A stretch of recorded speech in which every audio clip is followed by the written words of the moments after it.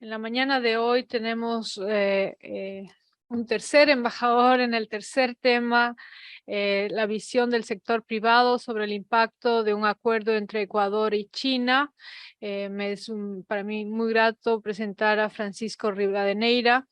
Debo confesar que es un gran placer presentar no solo a un compatriota, sino a un amigo y maestro.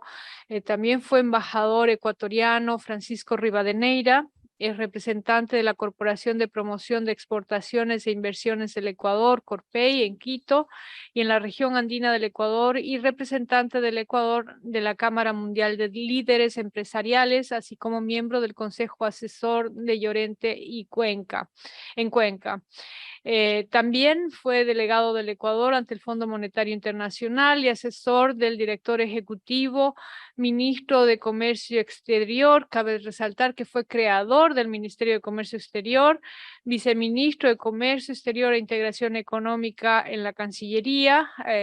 Me honra ser miembro del Servicio Exterior Ecuatoriana y fue un placer verdaderamente cuando Francisco estuvo como viceministro. Además, él cuenta con una amplia experiencia docente, siendo profesor en materias de su especialidad en varias universidades del Ecuador.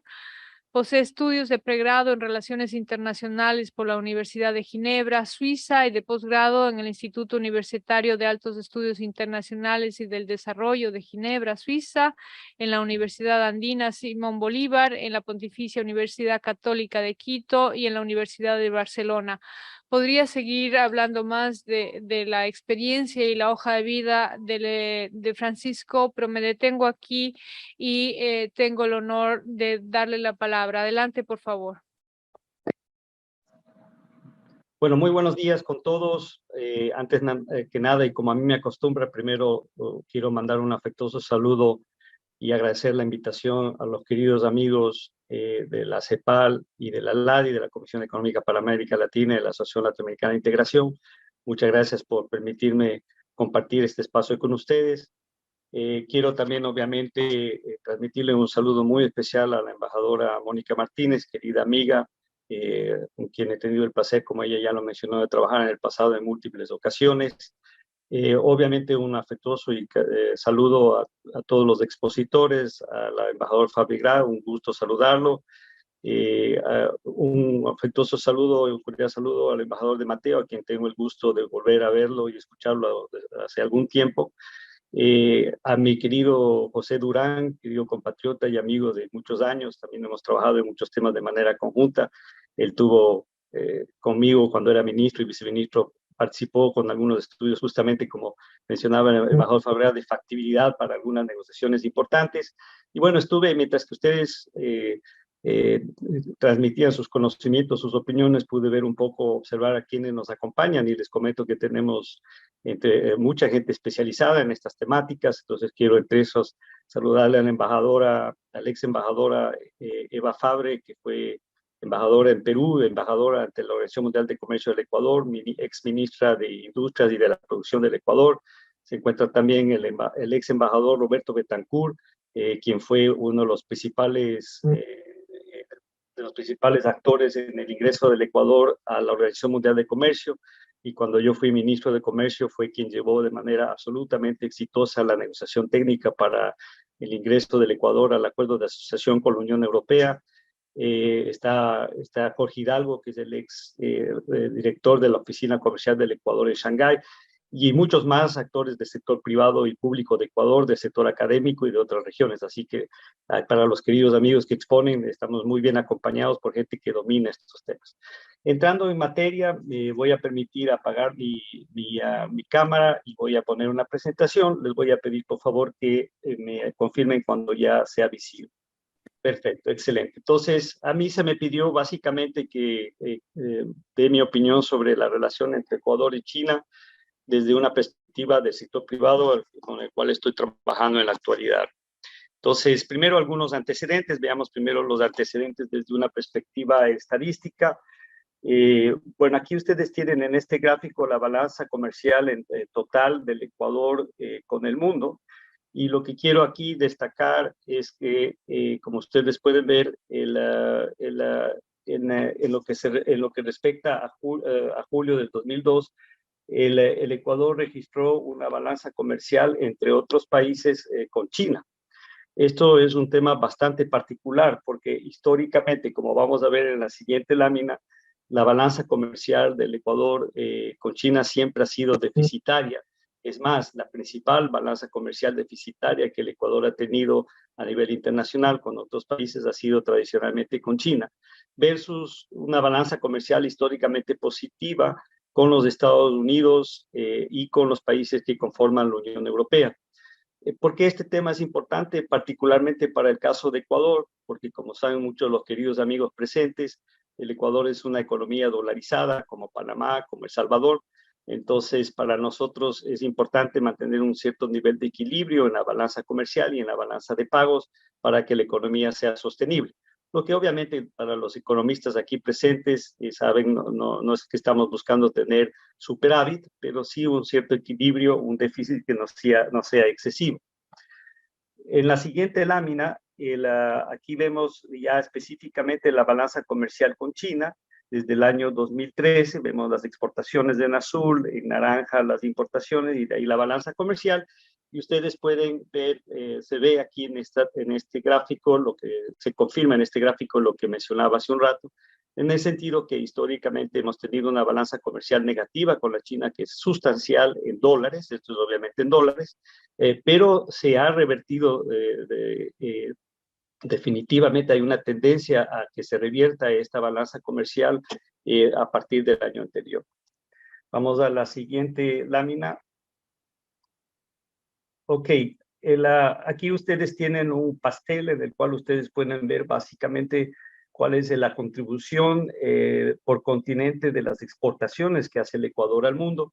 Entonces, en términos históricos, para su conocimiento, históricamente el principal mercado del Ecuador ha sido los Estados Unidos, pero ya desde hace algunos años este había sido superado en lo que se refiere a las exportaciones una vez que quitamos el petróleo, que es un producto muy importante en las exportaciones del país. Había sido superado por la Unión Europea y con un comercio que definitivamente desde que entró en vigencia el acuerdo con la Unión Europea hace 5 años ha seguido creciendo de manera significativa. La presencia del Ecuador históricamente en los mercados asiáticos ha sido mínima, muy pequeña en términos relativos o comparativos con los Estados Unidos, la Unión Europea y lógicamente América Latina, particularmente la subregión andina a través de la Comunidad Andina a la cual pertenecemos, que es un mercado súper importante, muy importante para el Ecuador, porque ahí se destina una parte sustancial de las exportaciones ecuatorianas que provienen de pequeñas y medianas empresas y sobre todo productos manufacturados industriales que se venden dentro de a los países de la Comunidad Andina y en gran parte del continente latinoamericano, o la región latinoamericana para ser más correcto. Entonces, aquí lo que quiero destacar es que la presencia del Asia históricamente no ha sido importante, pero esta ha ido progresivamente creciendo. Como pueden ver, el Asia ya es del 25,45%, y de ese pedazo de pastel, una parte sustancial es justamente China. Aquí podemos ver justamente lo que les estaba mencionando. Son los destinos de la exportación del Ecuador cuando quitamos el petróleo, que vuelvo a insistir, tiene un efecto sustancial en las exportaciones del país y por ende genera una desviación importante entre enero y julio del año actual. Y lo que vemos que es bastante único e interesante es que las tendencias históricas han cambiado en estos últimos 2 años. Como podemos ver, la Unión Europea ha pasado por primera vez a ser el tercer mercado del Ecuador. Estados Unidos el año anterior pasó a ser el principal mercado para las exportaciones no petroleras del Ecuador, pero este año ha sido ya superado por China. Es algo bastante único, pero que a su vez es, como todos los presentes sabemos, algo bastante común en el caso de América Latina. Para muchos países de la región, China ha pasado a ser el mercado más importante en términos relativos a otros mercados tradicionales como la Unión Europea, los Estados Unidos, Japón, entre otros. Aquí, en cambio, vemos desde la perspectiva de las importaciones. En lo que respecta a las importaciones, se ha mantenido la tendencia, siendo China el principal proveedor de productos hacia el Ecuador. Es básicamente lo que exportamos e importamos de China desde la perspectiva de Ecuador, de datos a enero y julio del 2022. Y aquí quiero también agradecer a mi querida amiga, la economista Paulina Serna, que también está presente con nosotros, que siempre me ayuda en mis exposiciones con estos maravillosos gráficos. Bueno, ustedes ven básicamente que las exportaciones ecuatorianas a China están principalmente representadas por las exportaciones de camarón. Y lo que explica en estos, sobre todo el año anterior, pero en los últimos años, el crecimiento de manera exponencial de las exportaciones ecuatorianas al mercado de la China y en general del Asia, es justamente el incremento de las exportaciones de camarón ecuatoriano a esa región y a ese país. Anteriormente nosotros exportábamos mucho camarón a China a través de Vietnam, porque Vietnam tenía un acuerdo que le permitía ingresar sin arancel y en mejores condiciones al mercado chino, pero en los últimos años hemos logrado incrementar y aumentar directamente las exportaciones a este mercado. Aquí yo les recuerdo que el Ecuador es en este momento el más grande exportador de camarón de acuacultura del mundo y con un potencial de crecimiento extremadamente importante. Fuera de eso, el otro elemento a tomar en consideración en la posición 2 y 3 son las exportaciones mineras. El Ecuador ha sido históricamente un país exportador de petróleo, pero el potencial de recursos mineros y gasíferos que tiene el país son monumentales. Nos permitiría a futuro competir con países que son tradicionalmente exportadores de minerales, como el caso de Perú, Bolivia y Chile. Entre esos, el Ecuador tiene enormes yacimientos en oro y en cobre, y algunas de estas inversiones en oro y cobre justamente son por los chinos. Entonces, la otra cosa que explica el incremento importante de las exportaciones en estos últimos años hacia China son justamente las exportaciones de minerales, tal como es el caso, lógicamente, para muchos países de la región. El análisis, como ustedes todos saben, cuando uno visualiza las exportaciones de la región hacia China, están concentradas esencialmente en minerales y en alimentos. En el caso de Ecuador, como lo ven en la gráfica, es tal cual. Fuera del camarón, también históricamente el Ecuador ha sido uno de los principales, si no a veces el principal proveedor de banano a la China.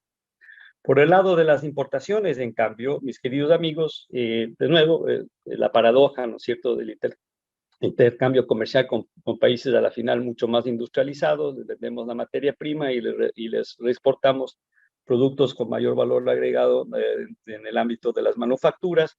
Lógicamente, el tema de telefonía celular, Huawei tiene una presencia importante en el país en el ámbito de telecomunicaciones, pero también está propiamente el hardware. Y el tema del sector automotor, China se está volviendo, como ustedes saben, una potencia en exportación de automóviles. Ahorita en el Ecuador, la parte principal del mercado automotor, de las importaciones de automóviles al Ecuador, está siendo dominado por China, porque tiene autos cada vez de mejor calidad, pero definitivamente muy competitivos en precio, a pesar inclusive de que y ojo a esto, pagan aranceles. En el caso de la Unión Europea ya prácticamente está eliminado el arancel para automóviles, quedan pocos años, pero sigue teniendo un margen muy pequeño del mercado de automóviles en el país, de automotores versus China, que paga aranceles, para que vean un poco la potencia que es China y su capacidad de competir, algo que todos los presidentes sabemos perfectamente. Rápidamente, una lámina sobre el tema de la inversión extranjera al Ecuador, siempre un enorme desafío para el país, pero con un enorme potencial por las riquezas naturales, los proyectos que se pueden generar y también por el hecho de ser una economía dolarizada, pero aquí pueden ustedes más o menos ver cuál es en la actualidad para el primer trimestre de 2022 la participación de las inversiones por país. Aquí vale la pena destacar que en los últimos años el principal inversionista en el Ecuador, mi querido embajador de Mateo, ha sido su país, México, que está en todo lo que se pueden imaginar, alimentos, telecomunicaciones, de energía, industria, etcétera. Pero históricamente ha sido Estados Unidos. Ahora China, como lo voy a mencionar en un rato, ha tenido una participación importante en los últimos años, sobre todo durante el periodo de los 10 años que estuvo en el poder el presidente Rafael Correa en el ámbito de proyectos de infraestructura, sobre todo en sectores estratégicos de energías renovables y no renovables, entre otros. Y eso lo podemos ver en el cuadro que está a la derecha, ¿no? El sector que más crece actualmente es el de la minería en el Ecuador. Bueno, ahora entonces entremos ahora específicamente al tema de de la posible negociación de un acuerdo de libre comercio con China, como en el caso de Uruguay, como nos presentó muy adecuadamente, de manera muy interesante el embajador de Uruguay. El Ecuador también está en un proceso de negociación de un acuerdo de libre comercio con China. Nosotros estamos mucho más avanzados de lo que pude percibir en base a lo que usted mencionó, embajador, a ustedes, Uruguay. Entonces, cualquier apoyo o ayuda que puedan ustedes necesitar, le podemos poner en contacto con Jorge Ceballos, querido amigo, que es el jefe negociador del acuerdo con la China. Nosotros, bueno, los antecedentes ya les comenté en términos estadísticos, pero en términos cualitativos, simplemente mencionarles que la relación histórica con China ha sido muy fuerte con el Ecuador. Vuelvo a insistir que en el periodo de los 10 años del presidente Rafael Correa, esa relación por razones de carácter políticas e ideológicas se fortaleció, lo que hizo que China participe mucho, no solo en aumente el comercio de bienes, y sobre todo de bienes, no tanto de servicios, al menos del lado de Ecuador, con China, pero también el tema de financiamiento, tanto deuda como también financiamiento directo a la caja del Estado, como financiamiento a través de proyectos. China entró muy fuertemente, como lo vamos a ver, en sectores estratégicos del Ecuador. El estado actual de las negociaciones, un poco para que estén al tanto de cómo están las cosas. Primero, antes que nada, de manera muy ambiciosa, se está dentro de lo que respecta a la agenda de negociaciones del presidente del Ecuador. Está previsto un cierre técnico de la negociación ya a finales de octubre o principios. Aquí hay un error, no es diciembre, sino principios de noviembre. Entonces, cierre técnico de la negociación entre octubre y noviembre. Y se esperaría firmar el nuevo acuerdo entre Ecuador y la China durante la cumbre América Latina-China, que se va a llevar adelante en la ciudad en la cual estoy en este momento por razones de trabajo, que es Guayaquil, el principal puerto y la ciudad más grande del Ecuador. En cuanto a las mesas o las temáticas de negociación, hay un total de 17 mesas. Entonces confirmo lo que dice nuestro querido embajador del Uruguay, en el sentido de que es una negociación muy avanzada, de segunda generación, que abarca casi todas las temáticas. En el caso de Ecuador, ya hemos cerrado 14 de las 17 mesas. ¿Cuáles son las que faltan? Falta la mesa de defensa comercial, que es muy importante por obvias razones con China, el ponernos de acuerdo en un mecanismo de solución de diferencias más allá del que tenemos actualmente ante la OMC, y los temas relacionados a aduana, que son trascendentales, sobre todo para las exportaciones del Ecuador a China, porque como todos los que estamos aquí sabemos que la dificultad con China no necesariamente es la arancelaria, sino las medidas no arancelarias, para arancelarias, entre esas las medidas cuantitativas, pero también los requisitos de carácter sanitario, zoosanitario, fitosanitario, entre otros. En cuanto a acceso a mercado, que es, como es de costumbre, es la o una de las mesas más importantes. Lógicamente está cerrado ya la negociación del texto, pero como en la mayoría de los procesos de negociación, falta lógicamente ponerse de acuerdo en las listas. Entonces, eso a tomar en consideración. Ahora, ya para ir cerrando en honor al tiempo, los intereses del sector público y privado en la negociación. De nuevo, el presidente de Ecuador, el gobierno actual, lo que busca es un gobierno que está muy abierto al comercio internacional, cree en la apertura comercial, en el comercio en ambas vías, y por ende tiene una agenda muy agresiva de negociaciones, entre esas con el país de nuestro querido embajador, de nuevo, con México, que está prácticamente al final, pero no se termina de cerrar justamente por el tema del camarón, entre otros. Entre esos hay una agenda muy agresiva de negociaciones con el Asia-Pacífico, porque es justo la zona donde tenemos menos acuerdos, y hemos retomado la negociación con Corea, que los pininos, el inicio lo hice yo cuando era ministro de Comercio, conjuntamente con el embajador Betancourt, entre otros, y está muy cerca ya del final también, con Corea del Sur, obviamente. Estamos tratando de convencerle a Japón de nuevo de negociar con el Ecuador, o sea, de arrancar una acción con Ecuador. Todos sabemos que no es fácil convencer a los japoneses en el corto plazo, es un proceso largo, de largo aliento, y este tema de China que parece que sería el primero que saldría.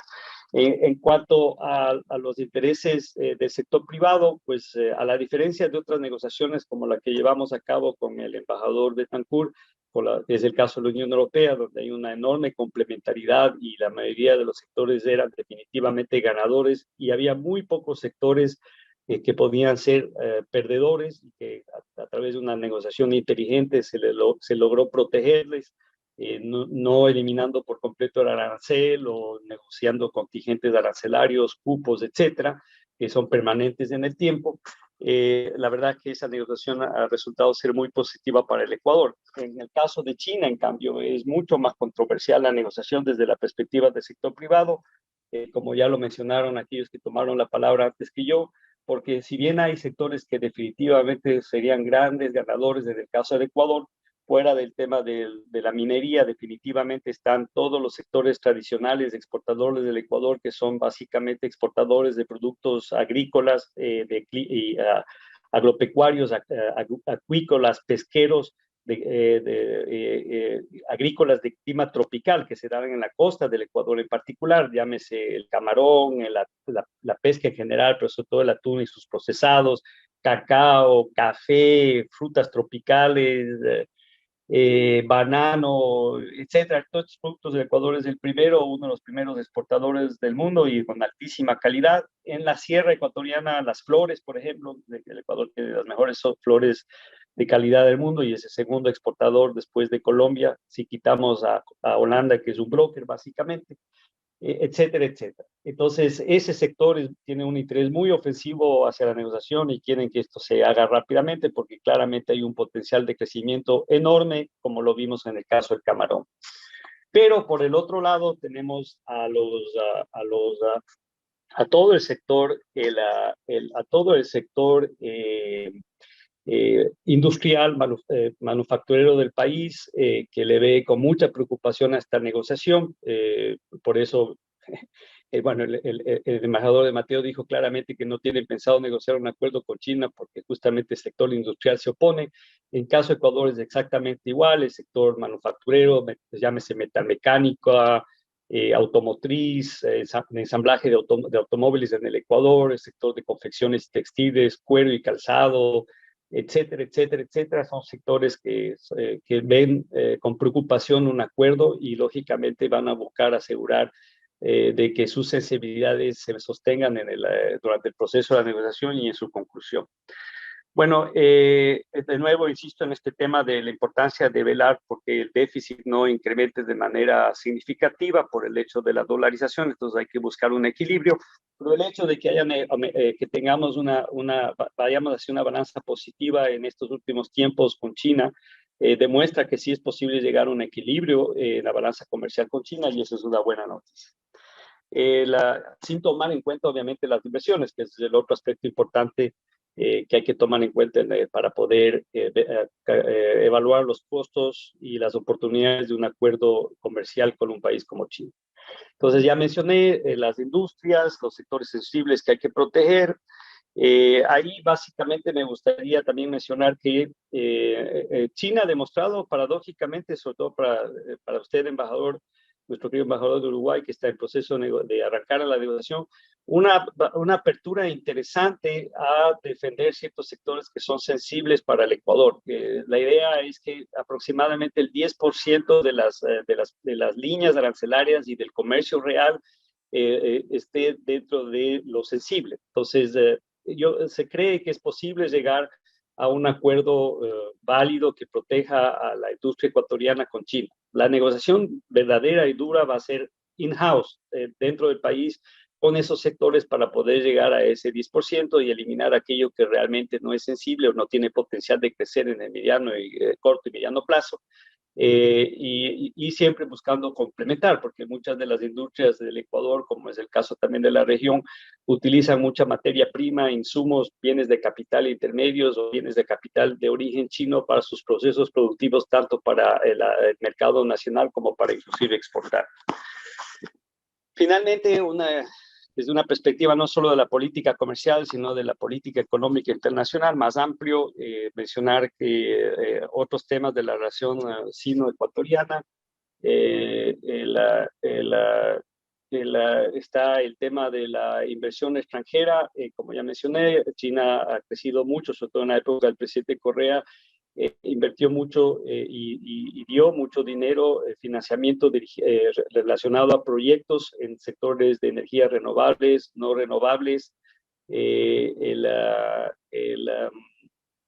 como por ejemplo petróleo, en el tema de construcción de hidroeléctricas, energías no renovables como solar, entre otras. Pero también en el sector real está entrando progresivamente el sector de alimentos, aunque no tanto como en otros países como Chile, por ejemplo, pero hay interés en entrar también en la producción de alimentos, entre otros, muchos otros sectores interesantes. Y finalmente también la relación, el financiamiento es a nivel de financiamiento y de deuda propiamente. El Ecuador acaba recientemente de renegociar un tramo importante de la deuda con China, lanzándola para adelante, o sea, aumentando el tiempo para el pago de esa deuda, lo que es positivo para el país en el corto plazo. Mucha de parte de esa negociación no está de ninguna manera ligado a básicamente contratos de petróleo, lo que permite que el Ecuador pueda entrar al mercado spot y vender actualmente más petróleo que a precios más altos en base aprovechando que los precios del petróleo están más altos en términos generales, lamentablemente por la crisis actual.